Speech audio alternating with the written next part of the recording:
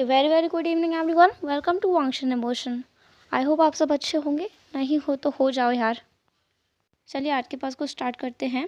Last part में हमने देखा था कि वुइंग को उसका सिस्टर अपना साथ ले गया था एंड वुइंग को ये भी पता चला कि उसका माँ बाबा ज़िंदा है एंड वो उससे मिला भी था एंड उसे ये भी पता चला कि शूशे गलत इंसान नहीं है।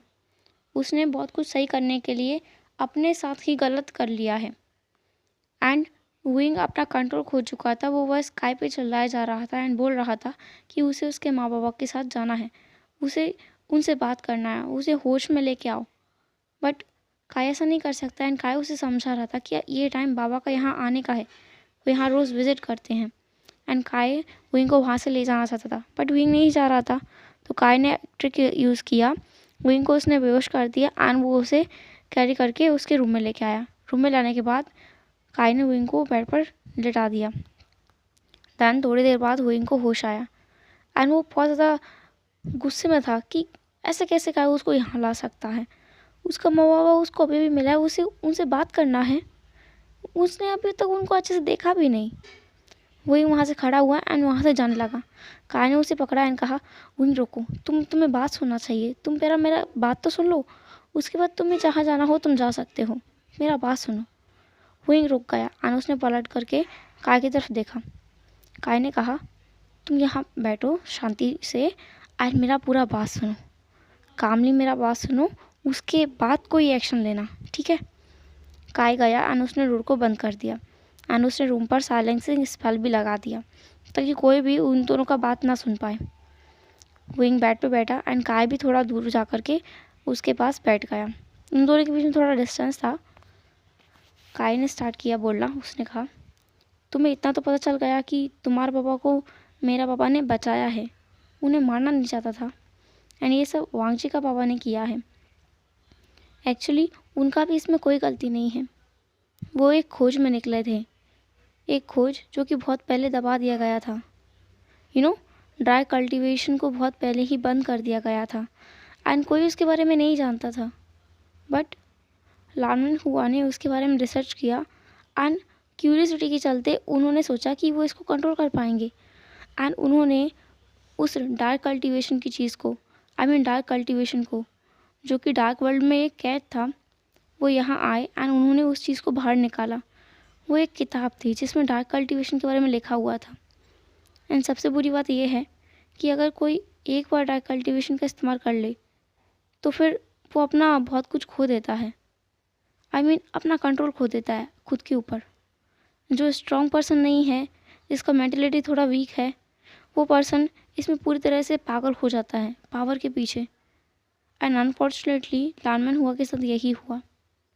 मैं नहीं बोलता कि वो वीक है, वो पावरफुल है, बट उस टाइम पे वो मेंटली अनस्टेबल था, इसलिए उस डार्क एनर्जी ने लानमैन हुआ को अपना कंट्रोल में ले लिया एंड वो डार्क एनर्जी उनसे वो कराने लगा जो कि वो डार्क एनर्जी का फितरत है, गलत काम। एंड इसके चलते ही उन्होंने तुम्हारा माँ बाबा का पावर छीनने का कोशिश किया एंड ये सब हो गया। एंड तुम्हें लग रहा हो कि ऐसा कुछ है तो फिर हमने लीलिंग को क्यों किडनैप किया था? वो भी इसलिए किया था क्योंकि उस पर भी उस डार्क कल्टीवेशन का असर हो गया था। तुम्हारा सिस्टर एंड मेरा बाबा, मैं, तुम्हारे माँ बाबा एंड लानमैन हुआ, हम सब एक दूसरे से जुड़े हुए हैं उस डार्क कल्टीवेशन की वजह से। क्योंकि लानमैन हुआ में डार्क कल्टीवेशन का इस्तेमाल करके तुम्हारे माँ बाबा को बंदी बनाया, इसलिए वो उस काबू में आ गए। एंड तुम्हारे माँ बाबा ने ये नहीं सोचा कि अगर वो मैसेज भेजेंगे तो तुम लोगों का भी जान खतरे में आ जाएगा। उस मैसेज को खोलने वाला व्यक्ति भी पॉसेस हो जाएगा एंड उस मैसेज को तुम्हारा बहन ने खोला था, वो पॉसेस हो चुका था। एंड मैंने उस मैसेज को भेजने में मदद किया था तो मैं भी पॉसेस था। मेरे बाबा ने तुम्हारे माँ बाबा को बचाने का कोशिश किया, इसलिए वो भी उस डार्क कल्टीवेशन के वश में आ गया था, डार्क पावर के वश में आ गया था। हम सब पॉसेस हैं, हम सब एक दूसरे से कनेक्टेड हैं एंड तुम हमसे दूर थे, इसलिए तुम सेफ थे। तुम्हारा बहन को हमने इसलिए ही वहाँ से लेके आए थे एंड वो यहाँ रुकना नहीं वाला था, इसलिए हमने कुछ नहीं किया। बस मेरा फादर ने उसका eyes, mouth and years block कर दिया। उसे अंधा पैरा एंड गूंगा नहीं बनाया था, बस ब्लॉक किया था एंड इसलिए नहीं ताकि तुम्हें हम ढूंढ सकें, बल्कि इसलिए ताकि तुम भी सेफ रहो। बट तुमने उसको ठीक कर दिया एंड तुम भी उस डार्क एनर्जी के कंट्रोल में आ गए, आई मीन संपर्क में आ गए, जैसे कि अब उस चीज़ का असर तुम पे भी होगा। हम सब कनेक्टेड हैं वोइंग, एक दूसरे से। एंड अगर हम में से किसी एक को भी कुछ भी हुआ, इसका असर बाकी सब पे भी होगा। अगर मान लो मुझे कुछ होता है तो इसका असर बाबा पे, तुम्हारे माँ बाबा पे, लानमन हुआ पे, और तुम्हारे बहन तुम पे, सब पे होगा। एंड बाबा को कुछ हुआ तो हम सब पे असर होगा। हम सब लोग कनेक्टेड हैं, इसलिए हम सबको ही सेफ रहना होगा। And just because of this तुम्हारे माँ बाबा को वैसे रखा हुआ है अनकॉन्शियस, क्योंकि उनको हम वश में नहीं कर सकते या फिर उनका याददाश्त नहीं मिटा सकते। वो बहुत पावरफुल इंसान है। एंड वही तुम ही बताओ, अगर हमें पावर ही चाहिए होता तो क्या हम अब तक तुम्हारा पावर नहीं ले लेते या फिर तुम्हारा बहन का पावर नहीं ले लेते? हाँ, मुझे पता तुम सबको लगता है कि हमने लीलिंग का पावर ले लिया है, बट ऐसा नहीं है। वो अपना खुद का सेल्फ में है। तुमने देखा ना, वो तुम्हें महसूस कर पाया एंड वो तुम्हें यहाँ भी लेके आया खुद से। हमने बस उसका याददाश्त मिटा दिया है और कुछ नहीं। एंड अपना तरफ से कुछ मेमोरीज उसके माइंड में डाल दिया है, इसके अलावा और कुछ नहीं। उसका पावर पहले से ही उसके पास है, तभी तो वो इतना पावरफुल है। वो पहले भी पावरफुल था। तो तुम ही बताओ विंग, क्या हम इस किसी ने कुछ गलत किया? विंग क्या बोले उसे कुछ समझ नहीं आ रहा है। क्या वो अपने माँ बाबा के लिए कुछ बोले कि उन्हें छोड़ दिया जाए, या फिर वो इन लोगों से थैंक यू बोल ले उन सबको सेव करने के लिए, या फिर वो लर्नर हो के ऊपर गुस्सा करे, वो क्या करे उसे कुछ समझ नहीं आ रहा। काई ने आगे कहा, अनविंग तुम्हें पता है, अगर हम तुम्हारे माँ बाबा को फ्री कर दें तो सबसे बड़ा मुसीबत आ जाएगा, क्योंकि मैंने तुमसे कहा कि हम उन्हें कंट्रोल नहीं कर सकते। एंड वो लोग डार्क एनर्जी का वश में है। वो लोग अपना गुस्सा पे कंट्रोल नहीं कर पाएंगे एंड सब कुछ तबाह कर देंगे, सब कुछ। सबका सेफ्टी के लिए यही अच्छा है कि वो लोग वहीं कैद में रहें। आई नो तुम्हें इससे बहुत दुख हो रहा होगा, गुस्सा भी आ रहा होगा, पर हम कुछ नहीं कर सकते। तुम चाहो तो तुम रोशन से जाके बातें कर सकते हो, बैठ सकते हो, पर वो तुम्हें कुछ जवाब नहीं देंगे, क्योंकि हम उन्हें सेंस में नहीं ला सकते। एक बार वो लोग सेंस में आ गए तो सब बर्बाद हो जाएगा। तुम समझ रहे हो ना विंग? विंग ने स्लाइटली नोट किया। इतना तो विंग को भी समझ आता है कि अगर वो अपना इमोशंस के चलते उनको फ्री करा ले तो बहुत कुछ ख़राब हो जाएगा। काय ने कहा, हम सबको साथ ही रहना होगा, क्योंकि हम लोग उस वर्ल्ड में नहीं जा सकते। अगर हम लोग कल्टीवेशन वर्ल्ड में गया तो किसी न किसी को नुकसान पहुंचा ही देंगे। ऐसा कभी ना कभी तो होगा ही जब हम हमारा कंट्रोल खो देंगे। एंड विंग तुम भी हो सकता है कभी ना कभी अपना कंट्रोल खो दो एंड किसी न किसी को नुकसान पहुंचा दो। इससे तो यह है कि हम लोग यहीं रहें। एंड अगर हम लोग एक साथ रहेंगे तो हम एक दूसरे का प्रोटेक्शन बन के रहेंगे। हम एक दूसरे को प्रोटेक्ट कर पाएंगे, जैसे कि हमारी वजह से किसी और को कोई नुकसान नहीं होगा। अगर तुम बाहर जाते हो एंड अगर बाई चांस तुम्हें कुछ हो गया तो तुम्हारे साथ साथ बाकी सबको भी बहुत कुछ हो जाएगा। मेरा बाबा, मैं, लीलिंग एंड तुम्हारा माँ बाबा एंड लर्मन हुआ को भी, हमें भी वही सब फेस करना पड़ेगा जो तुम फेस कर रहे होगे। इससे अच्छा ये है कि तुम यहीं रहो। विंग ने नोट किया एंड कहा, क्या तुम मुझे थोड़ी देर के लिए अकेला छोड़ दोगे? काय ने कहा, मैं अकेला तो तुम्हें छोड़ दूंगा, बट तुम्हें सोच समझ के ही फैसला लेना होगा। कुछ गलत मत करना विंग, मेरा भरोसा बिल्कुल मत तोड़ना। इतना बोल करके काय उस रूम से चला गया। अब रूम में सिर्फ विंग था। विंग अपना मन में बोल रहा था कि उसके लाइफ में हो क्या रहा है। उसका लाइफ कितना अच्छा था, वो अपना माँ बाबा के साथ था। लान क्लान में आने से पहले सब कुछ कितना अच्छा था। उसका सिस्टर, उसका ब्रदर, उसका माँ बाबा, लॉर्ड ऑफ स्कोप में वो कितना खुश था। उसे इस सब के बारे में कुछ पता ही नहीं था, उसे कुछ याद नहीं था, तब वो कितना अच्छे से रहता था। एंड लान क्लान में आने के बाद सब कुछ कितना बदल गया। वो सोच रहा था काश कि वो लान क्लान ही ना आता, तो ना तो वो इन बिछड़े हुए लोगों से मिलता है, ना उसे इतना ज़्यादा दुख होता। वही सोच रहा था कि सिर्फ वो नहीं है जिसे दुख हो रहा है, उसका सिस्टर जियांग यानली वो भी बहुत ज़्यादा दुखी होगी। क्या पता वो कुछ खा भी रही होगी या नहीं। वो तो विंग से बहुत ज़्यादा प्यार करती है। एंड उसका माँ, मैडम यू, वो कैसा होगा, उसका बाबा कैसा होगा, क्या उन्हें पता है? उन्होंने तो इस प्लान के बारे में किसी को नहीं बताया था। पता नहीं उन लोगों का क्या हो रहा होगा, वांग जी के साथ क्या हो रहा होगा, जियांगशन कितना परेशान होगा। शायद वो लोग उसे ढूंढ रहे होंगे अभी भी उसी जंगल में। विंग ये सब सोच रहा था एंड उसने अपने दोनों हाथों से अपने सिर को पकड़ा एंड उसने सिर को घुटने में रख लिया। वो बहुत ज़्यादा फ्रस्ट्रेटेड साउंड कर रहा था। उसे कुछ समझ नहीं आ रहा है कि वो क्या करे। उसने सोचा लास्ट में कि अब वो कुछ नहीं करेगा, जैसा है वैसा ही रहने देगा। ये उसका डेस्टिनी है जो उसे यहाँ लेके आया एंड अब उसे यहीं रहना होगा। खुद का लिए ना सही, लेकिन अपना बहन के लिए, अपना माँ बाबा के लिए एंड इन दो लोगों के लिए जिसने उन सबको बचाया है। सुशे एंड उसका बेटा काय, उन्होंने भी तो सबको सेव किया है। वही सेल्फिश नहीं हो सकता। अपना खुशी के लिए वो सबका लाइफ डेंजर्स में नहीं डाल सकता। तो उसने डिसाइड किया कि वो यहीं रहेगा। काय उस रूम से बाहर आने के बाद सीधा अपना बाबा के पास गया एंड उसने अपने बाबा को बताया कि वोइंग वापस आ गया है। सुशे ने कहा, ये तो मुझे पहले ही पता है, लीलिंग यहाँ आके बता चुकी है। तुम बताओ, तुमने उसे उसके माँ बाबा से मिलवाया है ना? काय ने कहा, मैंने नहीं मिलवाया, मैंने कुछ नहीं किया। सुशे ने कहा, तुम मुझसे झूठ बोलने लगे हो बहुत ज़्यादा। तुमने बहुत कुछ मुझसे छिपाया है अभी तक, पर याद रखना कुछ ऐसा मत छिपाना जो जानना ज़रूरी हो, जो कि सब कुछ बर्बाद करके रख दे। काय ने कहा, ऐसा कुछ नहीं होगा। सुशे ने कहा, होना भी नहीं चाहिए। ठीक है, तुम जाके आराम कर लो, तुम वैसे भी इतने दिनों से बिल्कुल आराम नहीं किए हो, जब से वो गायब हुआ था तब से। काय वहाँ से जाने लगा। सुशे ने कहा, रुको, एंड एक बार तुम लीलिंग को भी जाके देख लेना, वो भी बहुत ज़्यादा थकी हुई होगी अभी, क्योंकि अभी अभी वो अपना सेंस में आई है। वहीं को ढूंढने के लिए हमने उसका याददाश्त तो मिटा दिया, बट अब वो अपना फुल सेंस में है।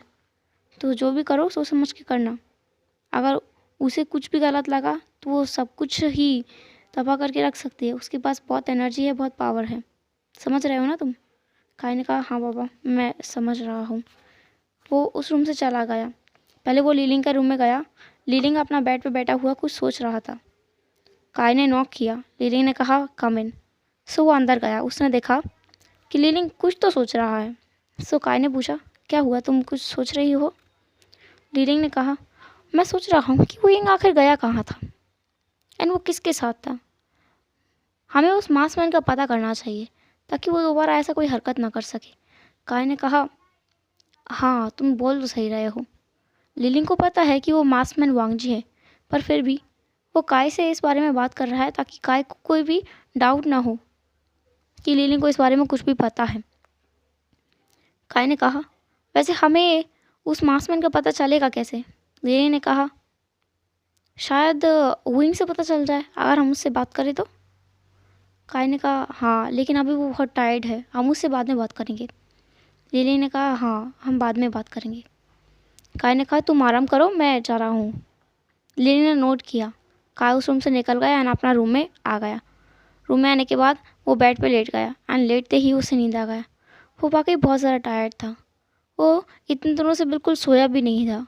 उसने कुछ खाया भी नहीं, कुछ भी आराम नहीं किया उसने। उसे विंग का बहुत ज़्यादा टेंशन हो रहा था कि विंग ठीक तो है ना, उसे कुछ हुआ तो नहीं। एंड इधर रूम में विंग सोच रहा था कि क्या होता अगर काय उसका बात मान लेता तो। उन लोगों ने कंडीशन रखा था कि वो अपना बाबा को कमज़ोर करेगा। अगर काय अपना बाबा को कमज़ोर कर देता तो वो खुद भी कमज़ोर हो जाता एंड उसके साथ साथ बाकी सब भी कमज़ोर हो जाते। जो लोग एक दूसरे से पावर के ज़रिए कनेक्टेड हैं, एनर्जी के ज़रिए कनेक्टेड है, एंड विंग खुद भी कमज़ोर हो जाता। इसका मतलब अगर वो सुशे को मार देते हैं तो बाकी सभी मर जाएंगे। विंग को ये सोचते ही रोंगटे खड़े हो गए। वो ऐसा सोच भी नहीं सकता कि उसका वजह से इतना लोगों का जान चला जाए, जो कि इनोसेंट है। उसका बहन, उसका कोई गलती नहीं है, वो उसका डेथ हो जाएगा। और उसका माँ बाबा जो कि अभी अभी उसे मिला है, वो नहीं, ऐसा वो कुछ नहीं कर सकता। वो अब लान प्लान के लोगों का साथ नहीं देगा, सूशे को मारने के लिए एंड उनको रोकने का कोशिश भी करेगा। सो उसने एक तालिस्मान ड्रॉ किया एंड उस पर कुछ लिखा एंड उसने उसे उड़ा दिया। उसमें एक संदेश था वांग जी के लिए।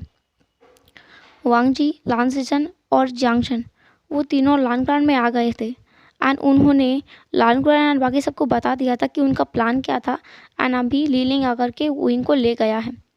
लानग्रांड को बहुत गुस्सा आ रहा था अपना नेफ्यू पे कि वो लोग इतना स्टूपिड कैसे हो सकता है कि उन्होंने इतना बड़ा प्लान बनाया एंड उन लोगों को बताया भी नहीं, इन्फॉर्म भी नहीं किया कुछ भी एक्शन लेने से पहले। एंड अब पता नहीं विंग के साथ क्या होगा। वहाँ पे बाउसन सरन, लान कुरन, लान सिचन, जियांग चेन एंड वांग जी और जांग फैमियान ये सब थे। बट वहाँ पे लानमैन हुआ एंड सी हुआ ये दोनों नहीं थे क्योंकि बाकी सबको भी उन पर शक हो रहा था। इतने दिनों में वो देख रहे थे उनका अजीब सा बर्ताव कि वो लोग कुछ तो कर रहे हैं, किसी को मैसेज भेजते हैं। उन लोगों को ये पूरा डाउट है कि वो लोग स्पाई बन के यहाँ आए हैं। अभी भी वो शूशे का कंट्रोल में है। वांग जी ने कहा जो भी हो हम लोगों ने प्लान बनाया वो फेल हो गया, मैं हमारी गलती मानता हूँ बट अभी मैं उसे अकेला नहीं छोड़ सकता, मैं जा रहा हूँ उसे लेने के लिए। लांसर ने विंग को पकड़ा एंड कहा तुम कहीं नहीं जा रहे हो, तुम्हें पता है ना वो लोग कितना डेंजरस है। पिछली बार क्या हुआ था तुम्हें पता है ना, वो तो तुम्हारा क्लोन था इसलिए तुम बच गए। अभी तुम वहाँ नहीं जा सकते, तुम्हें कहीं नहीं जाने देंगे। वांग जी प्रोटेस्ट कर रहा था, वो जाने का जिद कर रहा था एंड लांसचैन उसे रोक रहा था। लान कुरन ने भी कहा तुम वहाँ नहीं जा सकते। लान कुरन ने अपना स्पिरिचुअल एनर्जी के इस्तेमाल से वांग जी को बेहोश कर दिया एंड लांसचैन से कहा इसे अपना रूम में ले जाओ एंड लॉक कर दो, प्रोटेक्शन लगा देना ताकि ये बाहर ना जा पाए। लांसचैन ने ऐसा ही किया। वो वांग जी को जिंगशी में ले गए एंड उसका रूम में ले जा करके उन्होंने उसे आराम से बेड पे लेटा दिया। जियांग चेन भी उनके साथ था। उन दोनों ने रूम को अच्छे से लॉक किया एंड प्रोडक्शन भी लगा दिया ताकि वांग जी बाहर ना जा पाए एंड वो दोनों वहाँ से चले गए। कुछ टाइम बाद वांग जी अपना सेंस में आया एंड उसने डोर को नॉक करना स्टार्ट किया एंड उसने अपना पावर का इस्तेमाल करके उसको खोलने का कोशिश भी किया बट वो बाहर नहीं जा पा रहा था, गेट खुल ही नहीं रहा था। वो चला चला के बोल रहा था कि उसे विंग को बचाने जाना है, विंग के साथ कुछ गलत हो जाएगा, उसे अच्छा फील नहीं हो रहा है, उसे जाने दो। पर कोई उसका बात सुन नहीं रहा था, कोई वहाँ था ही नहीं। तभी विंडो से एक तालिस्मान से मैसेज आया जिसको वांग जी ने तुरंत खोला। उसे पता है कि ये संदेश किसने भेजा है, ये विंग का संदेश है। उसमें लिखा था मुझे ढूंढने का कोशिश मत करना, मैं ठीक हूँ एंड तुम अपना लाइफ में खुश रहो, हम लोगों के बीच जो भी था वो अब ख़त्म हो गया है। आई होप तुम समझोगे, इसके पीछे भी एक रीज़न है जो कि मैं तुम्हें नहीं बता सकता, मुझे माफ़ करना, तुम्हारा विंग। उसमें बस इतना ही लिखा था। अब वांग जी को और ज़्यादा गुस्सा सा आ रहा था एंड उसे डर भी लग रहा था कि आखिर हुआ क्या है विंग के साथ। विंग ऐसा क्यों बोल रहा है कि वो उसे भूल जाए। वांग जी ऐसा नहीं कर सकता, वो विंग से प्यार करता है, वो इसे कैसे भूल सकता है। एंड बाकी सब भी लान क्रान में सोच रहे थे कि वो विंग को कैसे बचाएं। उन्हें कुछ समझ नहीं आ रहा था। उनके पास भी एक संदेश आया। ये संदेश जांग फैमिया के पास आया था। उन्होंने उसे खोला एंड उसमें भी सेम लिखा हुआ था कि विंग ठीक है, उसका चिंता ना करे एंड सब लोग अपना अपना काम में बिजी हो जाओ, अपना अपना लाइफ अच्छे से जियो, विंग का चिंता ना करो, विंग वहीं रहेगा आपसे। एंड इसके पीछे एक रीज़न है जो कि विंग किसी को बता नहीं सकता, सो उसके लिए सॉरी। एंड लास्टली लिखा था आपका विंग। जियांग चेन बोल रहा था कि इसे हुआ क्या है, इसे शायद उन लोगों ने अपना कंट्रोल में कर लिया इसलिए उसने ऐसा मैसेज भेजा है। मुझे लगता है ये मैसेज उसने भेजा ही नहीं है, किसी और ने भेजा है। जांग फैमिया ने कहा ये उसने ही भेजा है, ऐसे तालिस्मान उसके पास ही है और किसी के पास नहीं। जियांग चेन ने कहा कोई चुरा भी तो सकता है। जांग फैमिया ने कहा उसने कहा ना वो ठीक है, हम उसका ज़्यादा टेंशन नहीं कर सकते, हमें वेट करना चाहिए जब तक कि वो दूसरा मैसेज नहीं भेजता है। अब लान सिचन और जियांग चेन कुछ नहीं कर सकते इस मामले में क्योंकि उनका एल्डर्स बोल रहा है कि उन्हें वेट करना चाहिए। उधर वांग जी इम्पेशेंट हो रहा था, वो सब्र नहीं कर सकता किसी भी चीज़ का। उसे विंग का बहुत ज़्यादा टेंशन हो रहा है कि आखिर विंग के साथ हुआ क्या है जो वो उसे अचानक से ऐसा मैसेज कर रहा है। कल तक तो सब कुछ ठीक था, वो लोग कितना खुश था एक दूसरे के साथ में, विंग ने कन्फेस भी किया था एंड आज विंग ऐसा मैसेज कर रहा है ऐसा क्या हुआ है वुइंग के साथ में। एंड उधर डॉक्टर रूम में वुइंग ने मैसेज भेजा था एंड उसके बाद में वो सो गया था। वो भी बहुत सारा टायर्ड फील कर रहा था। आज उसने कितना कुछ देखा है, कितना कुछ सुना है एंड कितना कुछ उसने जाना है। पुराने पन्ने एकदम से उसके सामने खुलकर सामने आ गए हैं एंड जो उसने पुराना महसूस किया है, पुराने समय के बारे में जाना है, वो उसकी दुनिया हिलाने के लिए काफ़ी है। अब नेक्स्ट डे लानक्रन में लांजीचन वांगजी के लिए खाना लेके आया। वांगजी को स्पिरिचुअल एनर्जी से बांध कर रखा गया था क्योंकि रात को उसने भागने का कोशिश किया था। सब लोग उसे रोकना चाहते हैं। सब लोग पता है अगर वांगजी वहाँ गया तो पता नहीं क्या होगा, क्योंकि उनको ये तो नहीं पता कि सुशे ने सबको बचाया है एंड उनको ये भी नहीं पता कि वो सही है। उन्हें तो अभी भी यही लगता है कि सुशे एक बुरा इंसान है एंड वो सबको नुकसान पहुंचाना चाहता है और वो वुइंग का पावर हासिल करना चाहता है। इसीलिए ही एंड उनको ये लगता है काय वुइंग से पॉजेस्ड है एंड ऑब्सेस्ड है। काय वुइंग से ऑब्सेस्ड है एंड वो उसको बिल्कुल नहीं छोड़ना चाहता। इसलिए ही लीलिंग के द्वारा उन्होंने वुइंग को वापस बुला लिया है। लांसेज ने कहा वांगजी खाना खा लो। वांगजी ने कहा भाई मुझे जाने दो, वो मेरा इंतज़ार कर रहा होगा। लांसेज ने कहा मैंने तुम्हें कल भी बताया था कि उसने मैसेज भेजा है तालिस्मा के थ्रू एंड उसने तुम्हें पर्सनल भी मैसेज भेजा है। तुमने ये कहा था ना, उसने सब कुछ लिख तो दिया उसमें। उसका कोई रीज़न है वो जो बता नहीं सकता। तुम्हें इंतज़ार करना ही होगा वांगजी। ऐसा नहीं कर सकते हम कि हम वहाँ चले जाएं, इससे शायद उसका जन खतरे में आ जाए। तुम समझ रहे हो ना। लांसेन का ये सारा बातें वांगजी पे असर कर रहा था। अब वांगजी ने उस बंधे दंड को खोलना बंद कर दिया था। वो शांत हो गया था। लांसेन ने अपना भाई का हाथ खोला एंड उसे खाना दिया। वांगजी ने खाना खाया एंड वो वहीं बेड पे बैठ गया। उसने अपने ब्रदर से कहा ब्रदर मुझे उसका टेंशन है। लांसेन ने कहा मुझे पता है वांगजी, तुम्हें उसका चिंता है, पर हम कोई भी कदम नहीं उठा सकते बिना सोचे समझे जो कि उसका लाइफ भी डेंजरस में डाल दे, समझे। वांगजी ने नोट किया। लांसेन रूम का दरवाज़ा बंद करके चला गया एंड उसने फिर से प्रोडक्शन लगा दिया। वो अपना भाई पे बिलीव नहीं कर सकता क्योंकि वो वुइंग के लिए कुछ भी कर सकता है। वो दोबारा भागने की कोशिश करेगा। एंड दूसरा तरफ वुइंग अभी भी अपना रूम में सो रहा था। उसका नींद तो तब खुला जब गेट पे नॉक हुआ। वो अभी भी नींद में था। उसने अपनी धुंधली आंखों से ही बाहर देखा। उसने देखा कि उसने तो गेट लॉक किया नहीं था बट गेट लॉक्ड है अंदर से। उसे थोड़ा अजीब तो लगा पर उसने कुछ सोचा नहीं ज़्यादा। वो खड़ा हुआ एंड उसने डोर को खोल दिया। बाहर उसका बहन था जो कि काफ़ी खुश लग रहा था। वो अंदर आया और उसने कहा आशियान तुम्हें पता है क्या हुआ आइंग, तुम सुनोगे तो तुम भी बहुत ज़्यादा खुश हो जाओगे। वही ने कहा ऐसा क्या हुआ है जिए। आई ने कहा तुम बैठो तो मैं बताती हूँ तुम्हें। वो वहाँ बैठ गया। आई ने कहा तुम्हें पता है आज कोई आया है यहाँ एंड वो दिखने में कितना ज़्यादा हैंडसम है तुम्हें पता है। मेरा तो दिल उस पर पहली नज़र में ही आ गया। वो इनका सच में। लीनिंग ने कहा हाँ सच में। वो इनको काफ़ी अच्छा फील हो रहा है। उसका बहन उसका रियल सेल्फ में है एंड वो उससे वैसे ही बातें कर रहा है जैसे कि हमेशा से विंग चाहता था कि उसका सिस्टर करे। यानली उससे बातें करता था बट ऐसे नहीं।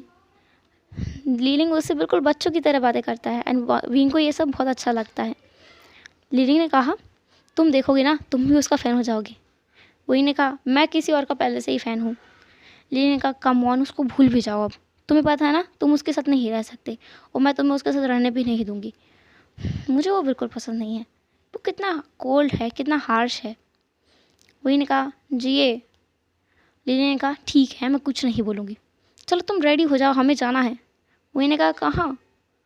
लीली ने कहा हमें हॉल में जाना है, अंकल ने बुलाया है, उन्हें हमसे कुछ काम है। वही ने कहा ठीक है आप जाओ मैं आता हूँ। विंग रेडी हुआ एंड वो हॉल में चला गया। हॉल में बाकी सब थे, शूशे, काय, लीलिंग एंड अब विंग भी आ गया था। वहाँ पे 2 लोग और भी थे जो कि रेड रोब्स में थे। शूशे ने कहा विंग तुम आ गए, इनसे मिलो, ये हमारा फैमिली डॉक्टर्स का बेटा एंड बेटी है, ये दोनों भी हमारा फैमिली डॉक्टर्स है एंड अब से ये तुम लोगों का टेक केयर करेगा। मेरा मतलब है तुम लोगों का फ्रेंड डॉक्टर कह लो। उसने ये सब स्माइल करते हुए कहा था। अब व्यूइंग को सब समझ आ रहा है कि शूशे बुरा इंसान नहीं है। वो ऐसे ही पहले व्यूइंग से बातें करता था, पर पहले व्यूइंग को लगता था कि वो ड्रामा कर रहा है, पर अब उसको सब कुछ पता है।